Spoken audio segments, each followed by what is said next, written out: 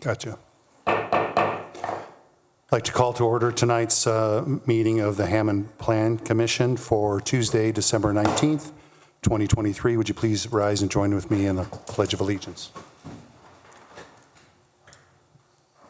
Allegiance to the flag of the United States of America and to the republic for which it stands, one nation, under God, indivisible, with liberty and justice for all. Mr. Novak, could you call the roll, please? Yes.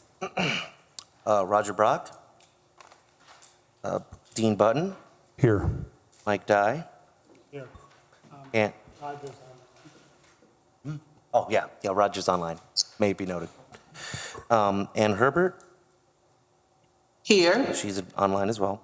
William Hutton. Here. Thomas Kazmierzak. Here. Dan Spitali. Sharon Zaney. Here. Marcus Taylor. Here. 8 present, 1 absent. We have a quorum. And then there's 2 on Zoom. Yes, and it may be noted 2 of them are on Zoom. Thank you, Mr. Novak. Next on the agenda is approval of the minutes for August 21st, 2023. Commission members, you should have in your packet a copy of the draft meeting minutes for subject meeting. The chair would entertain a motion for approval. Mr. President, I'd like to make a motion to approve the meeting minutes from August 21st, 2023. Thank you, Commissioner Dye, seconded by Commissioner Kazmierzak. It's been moved and properly seconded. Is there any discussion on the minutes? Any discussion? Any discussion? Roll call on the motion. Roger Brock.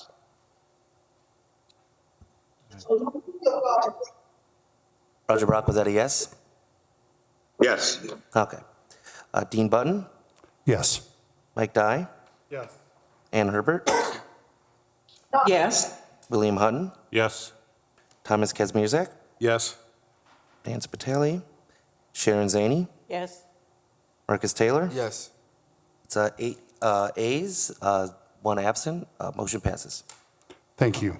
Next. Mr. President, I want to make sure, Mr. Brock, that you're, on camera when you are making your motions and your votes. Just make sure that, please. Yes. Okay. Thank you. Yes, I will. Okay, thank you. Next item on the agenda is item 4, old business. There's no old business. Thank you. Next item is item 5, new business.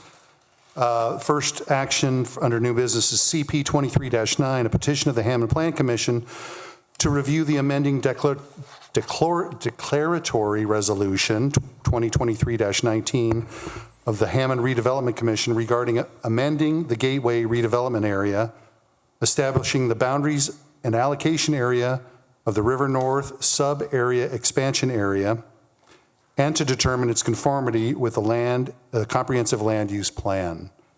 Mr. Poland, you'd like to address the commission at this time? Yes, I just want to make sure that there is no objection that I am acting both as presenter and as reviewer in this case. Any objection from the commissioners? Seeing no objection, please proceed, Mr. Poland. Okay, and then also to note for the record that the notification requirements were met. It was just a legal notice and no individual notifications to the adjacent property owners. Thank you. Okay. I'm just going to make a few brief statements, and then I will turn this over to Mr. Bowditch, who will provide you more information about what this is. I just want to say that this is amending an existing redevelopment area called the Gateways Redevelopment Area that connects Indianapolis Boulevard to Kennedy Avenue to Calumet Avenue, and then it was amended to pick up what we call the Florida Avenue, the Parrish Avenue area. So it's quite an extensive redevelopment area. This sub-area expansion area is right at the interchange of Calumet and the Borman Expressway, the southwest quadrant of the interchange, and I'll let that be discussed further. Tonight at the Redevelopment Commission meeting, they took action that started the process for the declaratory resolution. The Plan Commission is the second step to determine the conformity of the plan with the comprehensive plan. The council is the third step, and then there is a confirmatory resolution by the redevelopment commission as the fourth step. So with that being said, I will turn it over to Mr. Bowditch. Thank you, Mr. Boland. Good evening, Mr. Bowditch. Good evening, Mr. President and members of the commission. First, happy holidays. Thank you for the opportunity to come before you this evening. As Brian stated, this is a plan presentation, a brief plan presentation of the 2023 amendment to the redevelopment plan for the Gateways redevelopment area, specific to the River North sub-area expansion area. The Redevelopment Commission previously this evening approved an amending declaratory resolution approving the sub-area as a redevelopment area and to expand the Gateways redevelopment area, to approve the plan for the sub-area expansion area, as well as reconfirm the Gateways redevelopment area and an expansion for the sub-area. In addition to that, the amending declaratory resolution approved a provision for the area to be an allocation area for use of tax increment financing. So I do want to give an overview of the redevelopment plan. Brian can fill in any other technical areas of the redevelopment plan or the process, or between the two of us, we can do that. The area is generally located on River Drive or 177th Street in Hammond, Indiana. It is north of the Little Calumet River, east of Calumet Avenue, or west of Calumet Avenue. Thank you, Brian. East of the River Drive 177th pinch point, which would be if you were to extend Jackson Street south. That would be the west portion, or east of that area, but the west side of it. And it is south of the I-80-94 corridor. It includes the what is now the Little Calumet River pedestrian path and bike path. It consists of a total of 19.5 acres of land. There are 6 real property taxable properties that consist of 15.46 acres, and right-of-way is about a little over 4 acres, 4.04 acres. It is in Census Tract 216 of the city of Hammond, which has a population of 2,997 individuals. However, this redevelopment expansion area has 0 population.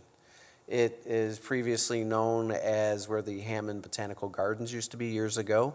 There is really only one primary structure within the area. It's used for seasonal holiday purposes, as well as there is one small parcel that has a billboard located on it. It's 1/10 of an acre.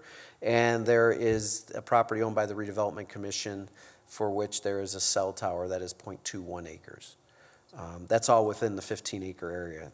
The Redevelopment Commission's land development plan is consistent with the existing zoning at this point in time, which is C1 Local Commercial District, which includes small-scale commercial uses adjacent to a residential area, which is adjacent to the west. There is a residential area in the city of Hammond that you do access that area off of 177th Street and River Drive. The intent may be for a potential future zoning change if the opportunity arises to the city or the Redevelopment Commission or Economic Development Department for a C4 General Commercial District for larger sites and buildings that are highway related of a limited access function. Being that it is the southwest quadrant of the Calumet Avenue interchange and the first interchange from Illinois to Indiana, that C4 would most likely be the best approach. However, that is up to the Plan Commission to make that decision. The land use plan also does consider the potential for a coordinated or unified commercial development opportunity, meaning that if there is a mixed use of some commercial type, that would be presented to the Redevelopment Commission at that time. The area is described and does meet the finding of facts for an area needing redevelopment, meaning it does meet the criteria for lack of development, cessation of growth, character of occupancy, age of structures, obsolescence of land uses, substandard building or buildings, or other factors that impact development, meaning vacant land. A primary portion of the area is vacant, unused, and has been for years. The appendices to the plan itself are three. You have an Appendix A, B, and C. A is the project budget. It is anticipated that the public investment through the Redevelopment Commission or the city is estimated to be about $5.5 million. That would include public improvements to River Drive, infrastructure, water, sanitary sewer, new right-of-way, reconstruction of the road, which would extend to 177th Street. The estimate based upon the acreage of private investment is about anywhere from $40 to $70 million. In the plan, it estimates about $55 million of private investment. That is a public leverage of every public dollar would generate about $7.30 of private investment. There are three parcels in Appendix A that are identified on the acquisition list. That is 12.5 acres. The estimated appraisal cost or market value of those properties is a little over $2 million. I believe it was $2,050,000 of acquisition costs by the Redevelopment Commission, which are included in the project budget itself for public investment.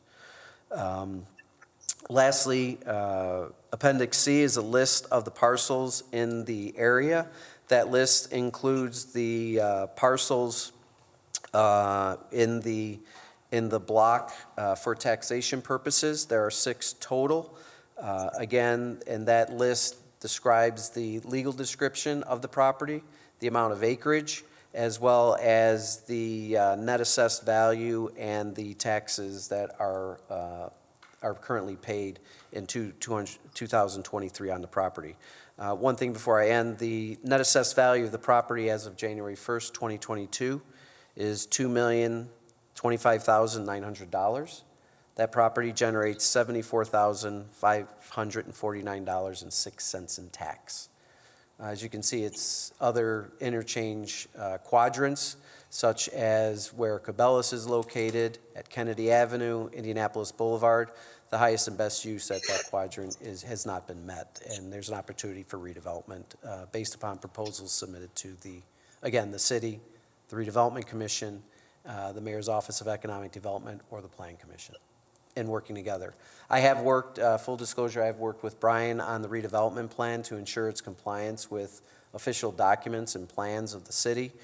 He can expound on that further, but it is statutorily required that the plan, that once the Redevelopment Commission makes a declaratory resolution and approves that it's then sent to the Plan Commission for its approval of the resolution as within and in compliance with the comprehensive plans or official planning documents of the city.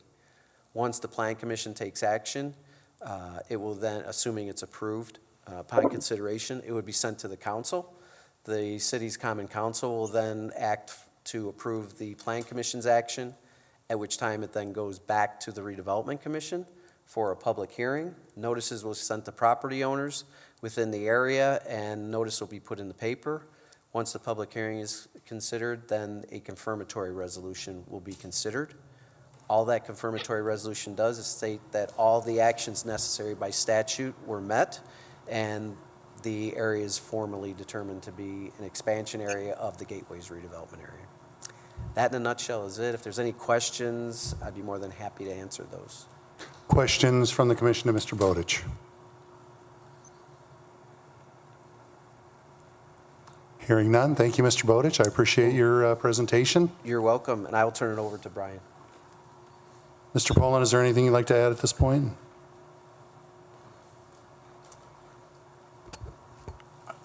Nothing further under my role as presenter. Thank you. At this point in time, we would open it up for a public hearing. So if there's anyone in the audience wishing to address the commission, to make a comment in favor of the action, please step forward. Councilman Emerson, wonderful to see you here tonight. Happy holidays to you, sir. Thank you. It takes me back to I don't know how many years ago, but I was on the planning commission, and we had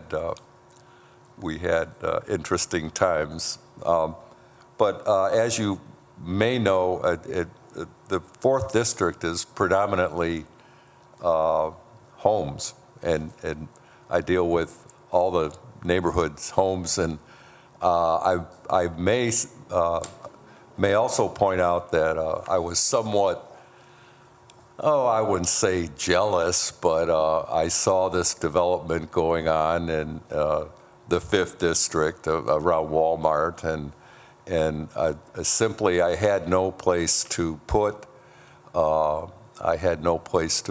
any development. However, with this development, I'm very happy to say that it's just wonderful, because I deal with a lot of neighborhoods, and right now the idea of this project at some point being complete, not to mention the train, but this is really exciting.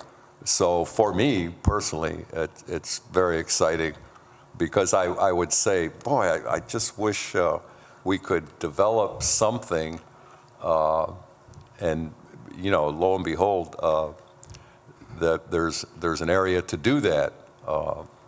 So I'm very happy about it, and would like to see. The joke I have with Councilman Warple was, he stocked the pond at Dowling Park, and I said, well, the only thing I have is the little Calumet River, and if I stock that, they're going to swim to Illinois. So anyway, thank you, and I'm very supporting of this project, whatever it turns out to be. Thank you. Thank you for your kind comments, Councilman Emerson. I appreciate it. Anyone else in the audience wishing to speak in favor of the petition? Anyone wishing to speak in opposition to the petition? Anyone to make a general comment? Anyone on Zoom wishing to make a comment on the petition? Seeing none, I'll close the public hearing.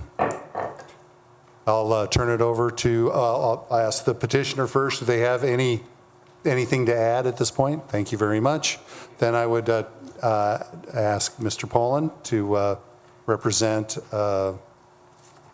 his position as staff. Staff, yes. To give a presentation. Thank you, Mr. Poland. It's kind of hard to keep which hat is on at one point in time. So just to kind of give the Planning Commission, I think, just a primer on some of the basics of this, is that once we create a redevelopment district or a redevelopment area and we have a development that is proposed, the planning department staff is the one that is actually reviewing the project with all the adjacent or the allied agent departments that we have for all the technical aspects of it. And it does go to the Redevelopment Commission under what we call the procedure, the determination of compliance. And it's a very simple, important action that the Redevelopment Commission takes from a broad-based level, from a 2,000-foot level of trying to understand is like, are the general development aspects in compliance with what is in the plan? So what is in the plan, important, that is what we're using, is there's these land use provisions, there are some general design guidelines and recommendations, and those that we that help guide that development. What's a little different in this plan that I don't recall that we've ever done this before is the Redevelopment Commission recommending this property to be rezoned to C4 as an opportunity for that development. That type of recommendation typically is a Plan Commission recommendation through the comprehensive plan. And so I'm going to go off on a tangent real quickly that I think it would behoove us to start making that request that the Plan Commission should take on the responsibility to update the comprehensive plan. The primary document dates from 1992. The two significant amendments are 2001 and 2003, and that only covers 2 of the 6 planning districts. So it is very important that we start talking about that, and I'm asking for basically the money to do it. So just kind of think about that. That's my commercial. As far as the staff report's concerned, there are a structure of motions that I have recommended. There's some language in what is in a section called the analysis and the findings of fact. There's some statutory language in there that is being declared that the land use is in the general design guidelines are, pursue the objectives of the comprehensive plan. And there are others that go through A through F. So this is laid out in such a way that, and you look at the motions, that first of all, your first motion, or the first motion has its 4 parts. I think we can probably do it as one motion, but a very compound motion. You're making the statement that make a determination that the redevelopment plan for the River North sub-area expansion area of the Gateways redevelopment area is in conformity with the 1992 comprehensive plan. So that is the primary thing that this commission is doing. Second, this motion is that you are adopting the report as its findings of fact, and that's why I referred to the A through G items. That's the important core of that findings of fact. And then the third part is adopt the Plan Commission Resolution 2023-01. That is also in your packet, where we have a resolution that, basically memorializes all the actions that we are doing tonight. And then 4 is determining that both this report, the findings of this report as its findings of fact, and the PC resolution constitute the Plan Commission's written order. That is statutory language that we make a written order for compliance with the official plans of the City of Hammond in accordance with the statutory citation there. So that would be your first motion. And the second motion would be?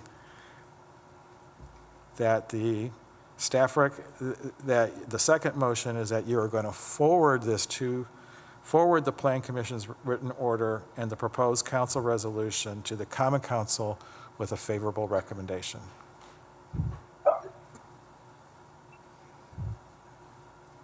Does that end your presentation? Oh, yes, I'm sorry. Okay. That's my presentation. Questions for Mr. Pullman?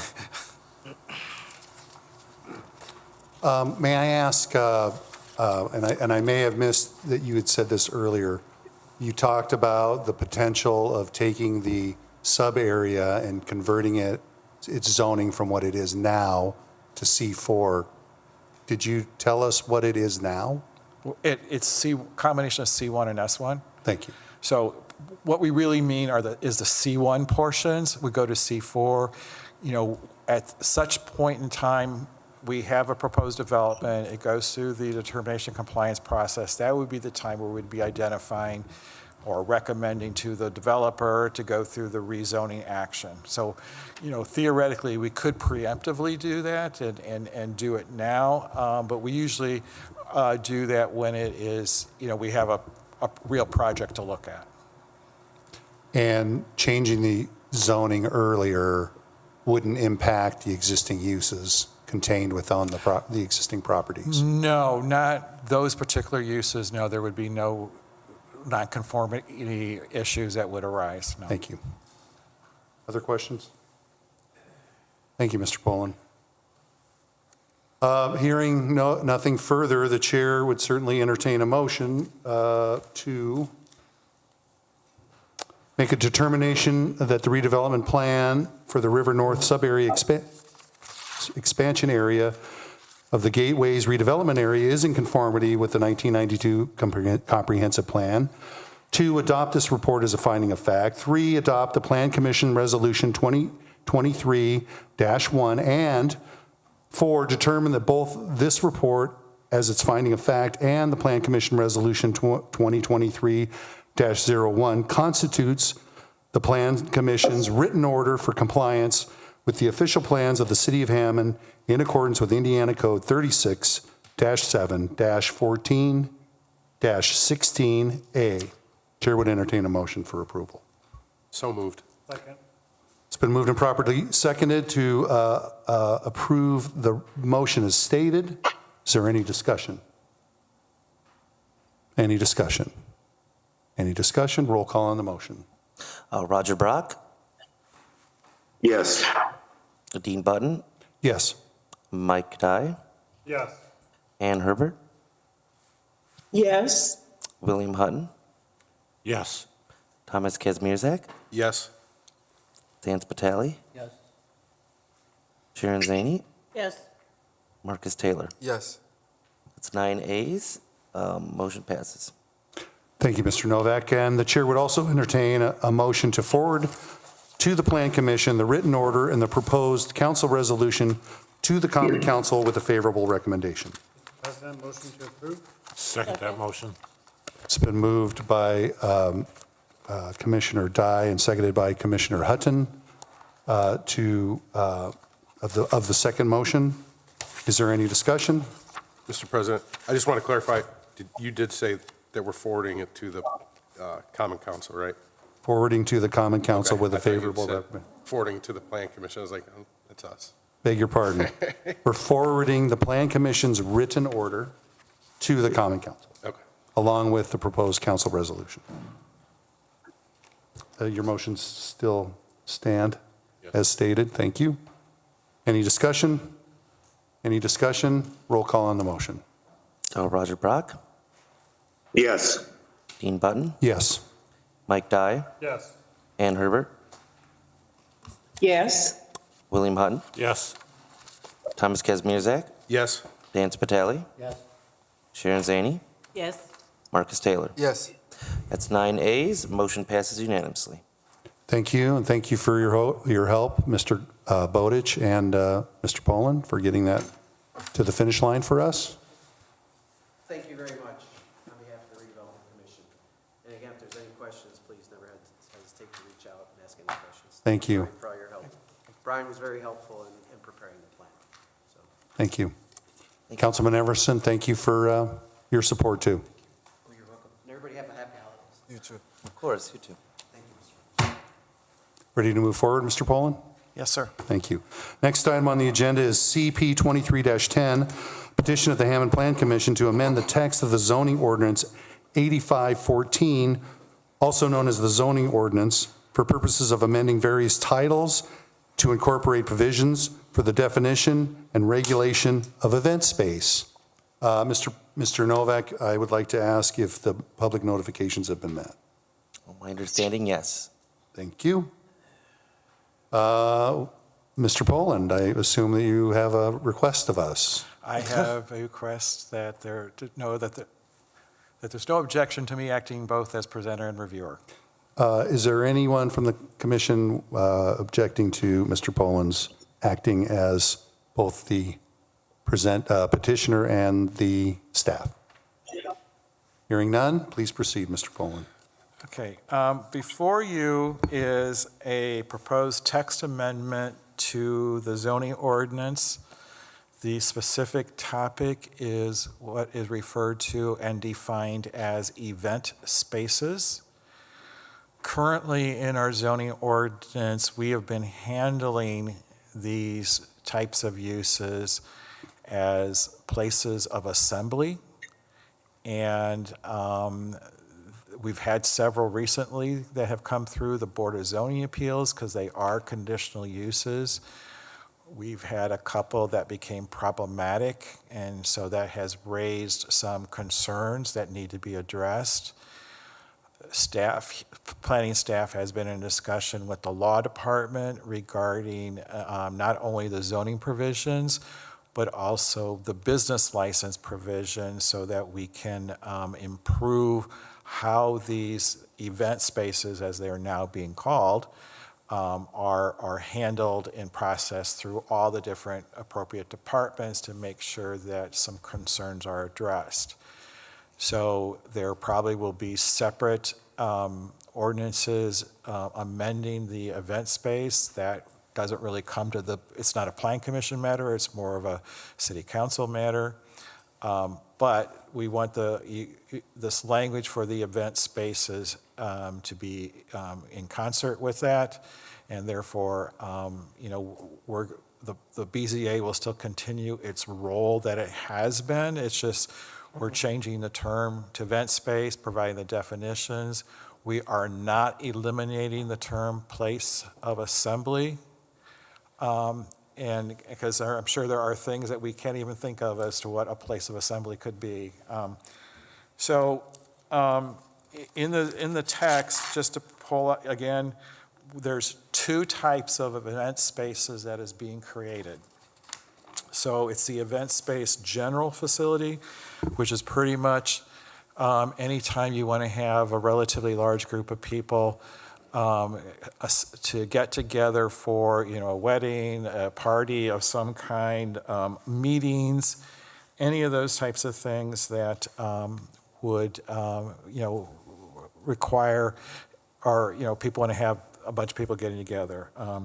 Both definitions, and I'll explain the other one in a second, exclude a place of worship, because that is called out separately in the ordinance, and it has other implications under the it's the RLUIPA law, but I don't remember what RLUIPA stands for, but just on how you handle places of worship.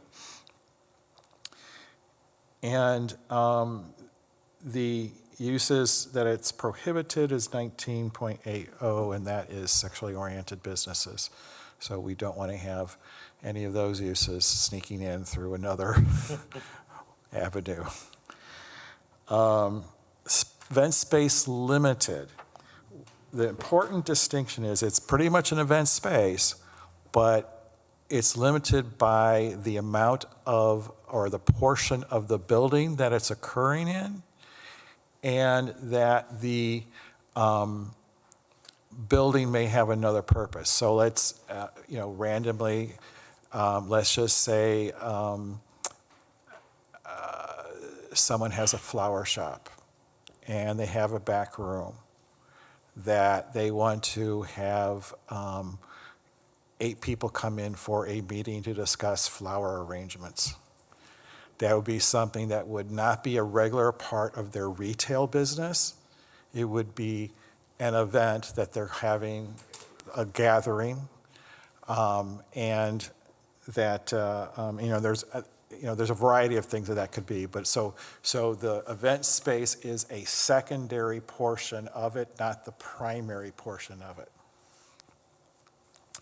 And so the definition is that it's less than 50% of the area of the primary use, and it's limited to one event a week.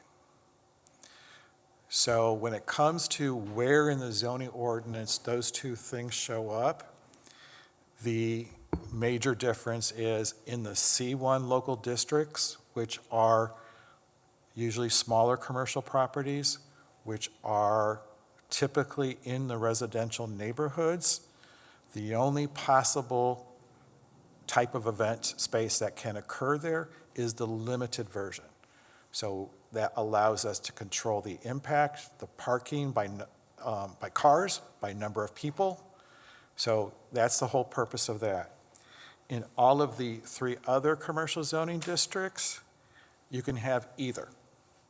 Can't have both, but you can have either. You can either have a limited one or you can have the general one. So we're also amending the section Title 19, and Title 19 is the place where we put a lot of these detailed zoning provisions for individual subjects. So we can get into that meat of what's going to be allowed.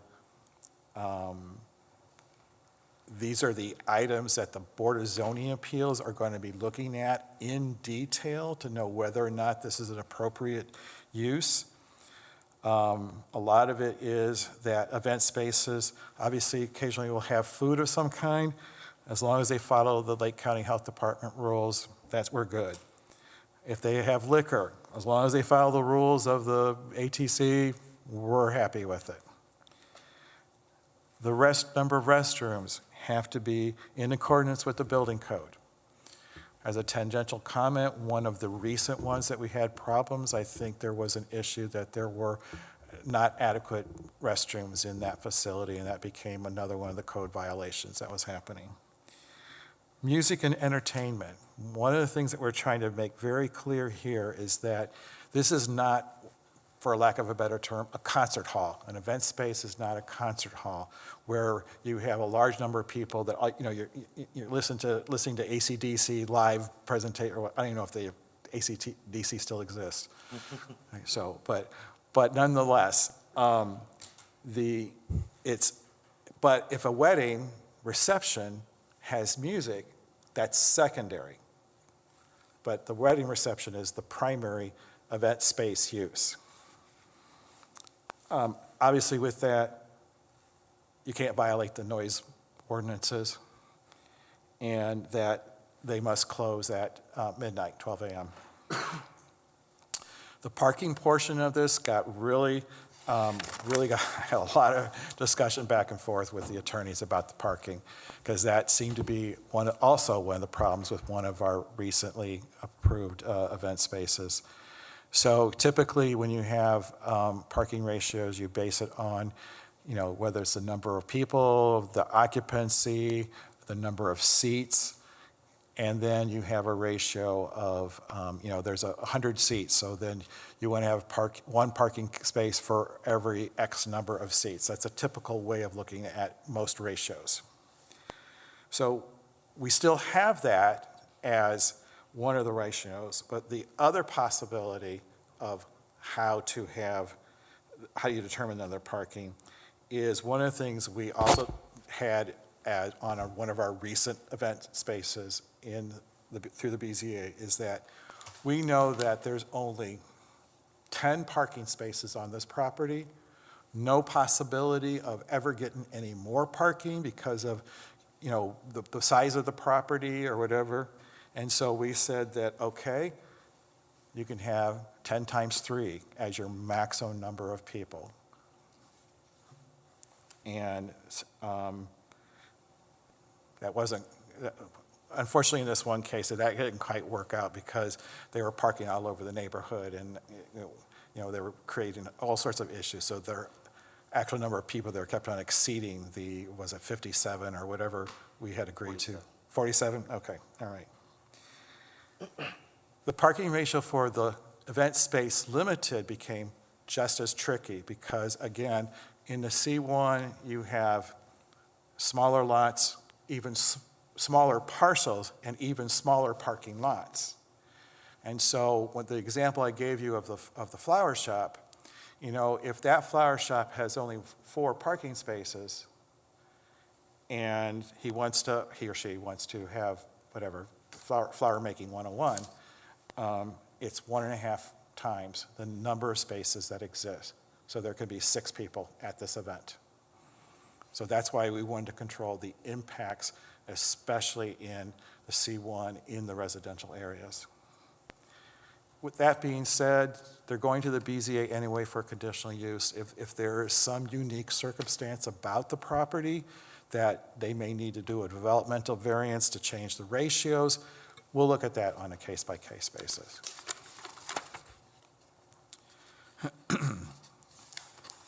And basically, the last section that's mentioned is it's making that correction in the language up in the parking section.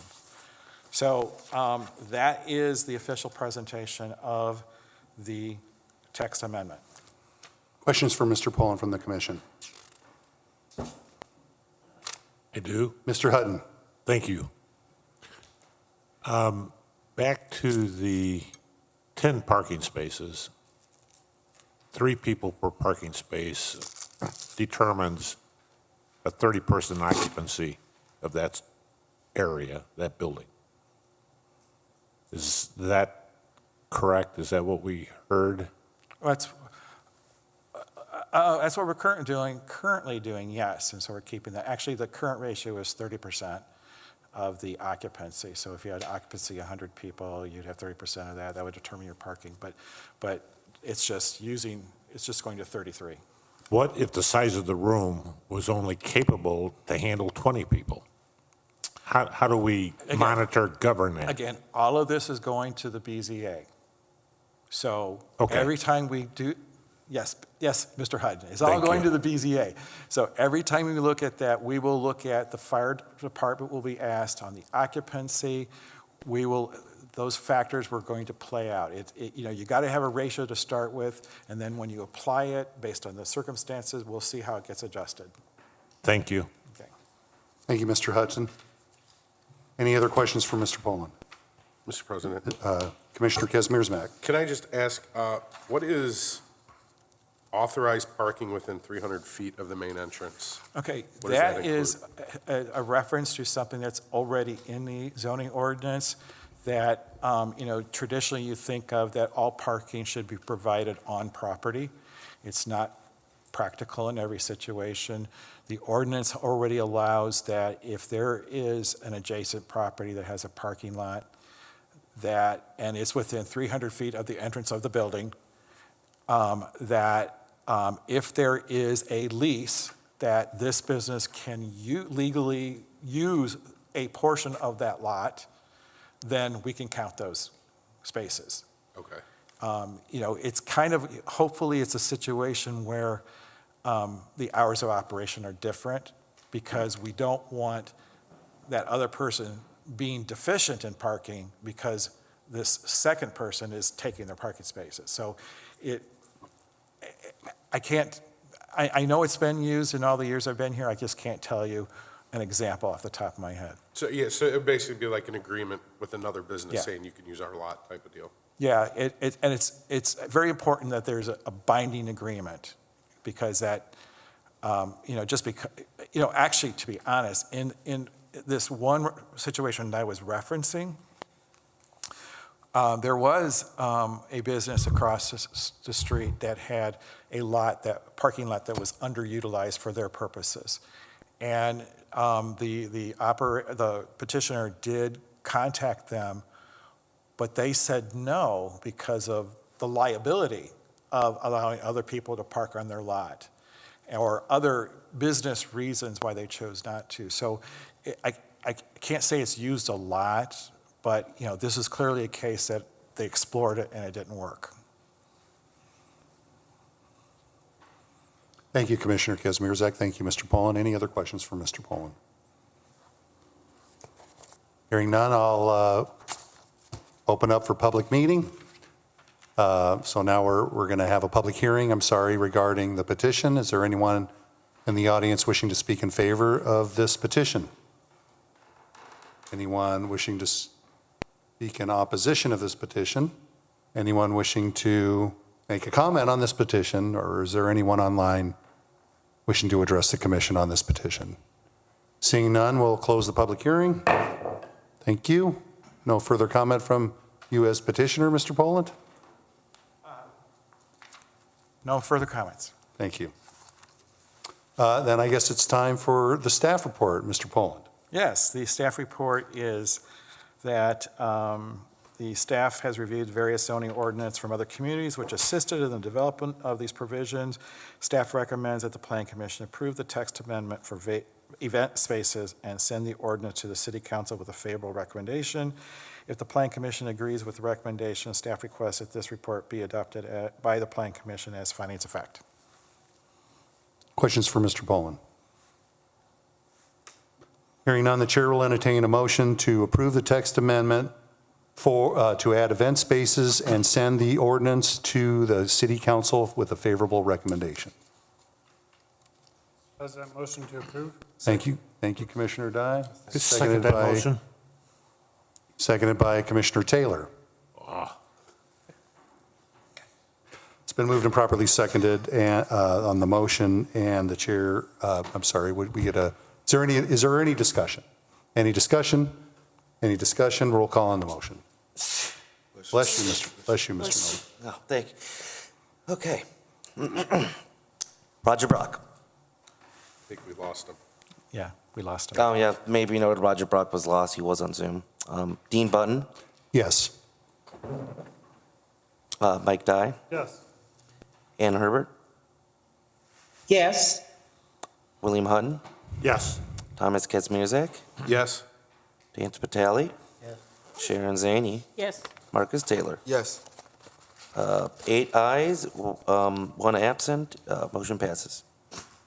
Thank you, Mr. Novak. The chair would also entertain a motion to accept the report as a finding of fact. So moved. Thank you, Commissioner Kazmierzak. That was Commissioner Dye as a second. Is there any discussion on the motion? Any discussion? Any discussion? Roll call on the motion. Roger Brock, Dean Button, Yes. Mike Dye, Yes. Ann Herbert, Yes. William Hutton, Yes. Thomas Kazmierzak, Yes. Dan Spitali, Sharon Zaney, Yes. Marcus Taylor. Yes. 8 ayes, 1 absent, motion passes. Thank you, Mr. Novak. Thank you, Mr. Poland. Congratulations. Yes, thank you. If I could just ask Councilman Spitali, I do need an official sponsor for the ordinance. Okay, all right, thank you. And then I did ask Councilman Emerson, just in case. Yes, absolutely. Thank you. Thank you, Councilman Spitali, for carrying the water for us. Is there any other new business? No new business. Thank you. Item 6, correspondence. No correspondence. Thank you. Item 7, commissioners' comments. Mr. President, I'd like to wish everyone a Merry Christmas, Happy Holidays, Happy New Year. Thank you, Commissioner Dye. You, Mike. It's all of Resounding yes. Item 8 is staff comments. Yeah, I just wanted to point out to the commission that the 2024 meeting schedule is in your packet. Other than the standard changes of January and February to Tuesday, and the unknown standard changes of November and December for changing from Monday to Tuesday, as we have done tonight, the Plan Commission meeting stays on the third Monday of the month at 6 o'clock. And those are contained in your packet. Yes. Is that all, Mr. Poland? Regarding Since Mr. staff Dye comments? beat me to it, I think, yes, happy holidays to everybody. Thank you, Merry Mr. Christmas. Poland. Now's the time for public comment. Anyone in the audience wishing to address the Plan Commission? Councilman Emerson, love to see you here, sir. I would add, in the 4th District, and I'm not saying what this project will be, we have actually 3 restaurants in the whole 4th District: Madvex, White Castle, and the Philly cheese Frankie's. steak. Yeah. Oh, and Frankie's. Yeah. Oh, that's Frankie's. Thank you. Thank you, Mr. Novak. Is MJ's Polish Deli? Pardon? MJ's Polish Deli? forget it, man. It's Debatable. you can go in there and eat, but Oh, sit down. technically, yeah, Sit yeah. So anyway, I just wanted to say that, and then happy holidays to everybody, whatever you choose to celebrate. So thank you. Thank you, Councilman. Any other public comment? Hearing none, the chair also wishes you happy holidays, and the chair would entertain a motion for adjournment. Motion to adjourn. Second. Councilman Spitali beat you to it, so motion by Commissioner Dye, Councilman Spitali.